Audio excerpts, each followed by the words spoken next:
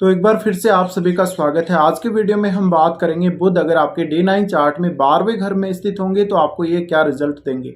देखिए 12वें घर में जब भी बुध स्थित होते हैं तो इसमें बहुत सारे नेगेटिव रिजल्ट भी निकल के आते हैं। ये रिजल्ट आपको अपनी मैरिज के बाद देखने हैं। तो बुध अगर 12वें घर में स्थित हैं तो आपको ऐसा कोई गेम खेलना पसंद हो सकता है जिसमें आप अपना इंटेलिजेंस, माइंड का इंटेलिजेंस बहुत ज़्यादा काम में लेंगे, जैसे कि चेस।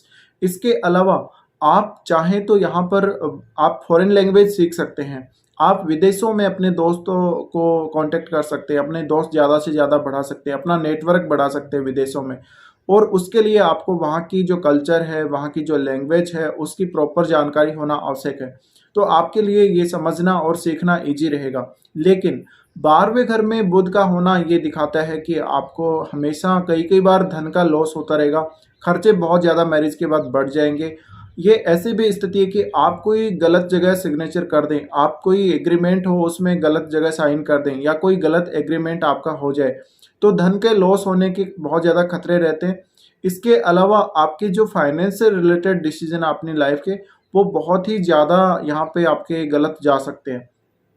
बुध की 12वें भाव में स्थिति है तो जातक जैसे जैसे स्पिरिचुअल ग्रोथ करेगा अपने जीवन में, स्पिरिचुअल नॉलेज जैसे जैसे वो गेन करेगा, उसकी जो कम्युनिकेशन स्किल है वो उतनी ही ज़्यादा बढ़ती जाएंगी। यहाँ पर बुध के आने से आपके जीवन साथी के साथ भी कुछ अच्छे संबंध कई बार नहीं रहते, क्योंकि हो सकता है कि आपका जो जीवन साथी है वो बहुत ज़्यादा खर्चा करने वाला हो। और ऐसा जातक अपने घर में जहाँ पे वो जिस कंट्री का होता है उस कंट्री में वो बहुत सारे दोस्त कई बार खो देता है, क्योंकि उसका जो कनेक्शन होता है वो फॉरेन में बहुत ज़्यादा होने की संभावना होती है। इसके अलावा हो सकता है कि आप जो अपना इंटेलिजेंस है वो विदेश जाकर प्रदर्शित करेंगे, तो कई बार ऐसे जातकों को अपने कंट्री में, अपने देश में सफलता ठीक से नहीं मिलती। अब बुध अगर 12वें भाव में है तो ऐसे जातकों की जो एजुकेशन है वो भी बाहर होने के चांसेस रहते हैं, यानी विदेश में आप कोई एजुकेशन ग्रहण करने जा सकते हैं मैरिज के बाद। और स्पेशली ये आपकी हायर एजुकेशन हो सकती है।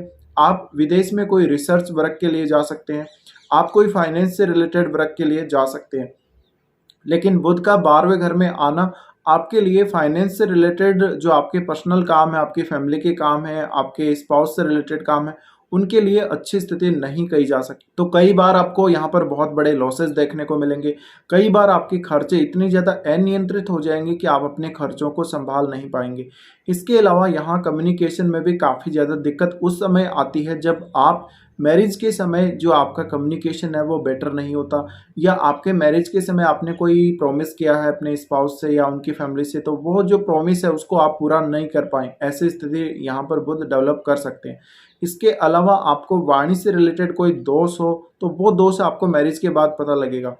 बुध की ऐसी स्थिति में आपके बहुत सारे ऐसे डिसीजन जो आपने अपनी पर्सनल लाइफ के लिए लिए हैं, अपने फ्यूचर के लिए लिए हैं, आप अपने फ्यूचर को बेटर करना चाहते हैं, उसके लिए आपने जो भी लिए हैं वो गलत साबित हो सकते हैं।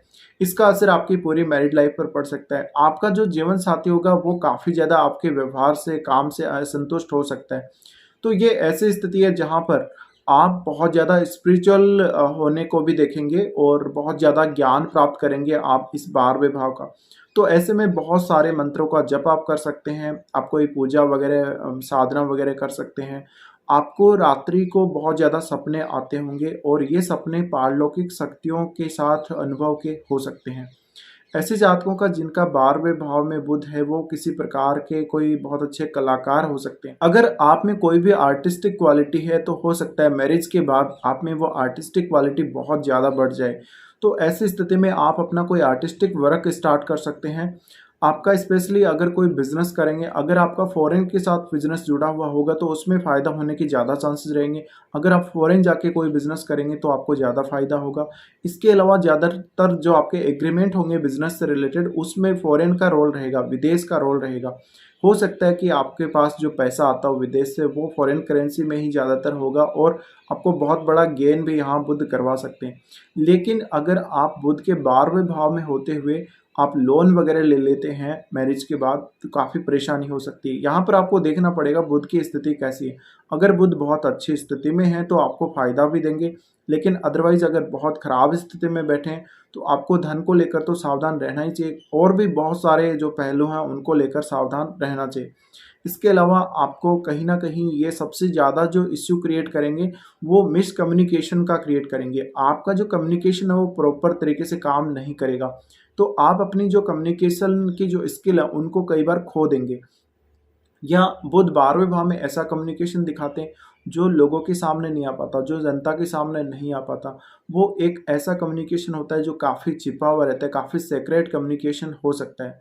तो ऐसे में आपको ये ट्राई करना चाहिए कि आपके सारे जो डिसीज़न हैं वो सही जाएँ। आप किसी के साथ भी कोई एग्रीमेंट कर रहे हैं, कोई पेपर वगैरह पे आप साइन कर रहे हैं, एग्रीमेंट कर रहे हैं, तो वहाँ पर आपको लॉसेस होने की बहुत ज़्यादा संभावना रहती है। तो ये सब बातों को आपको ध्यान में रखना चाहिए जब भी बुध 12वें भाव में D9 चार्ट में स्थित हों।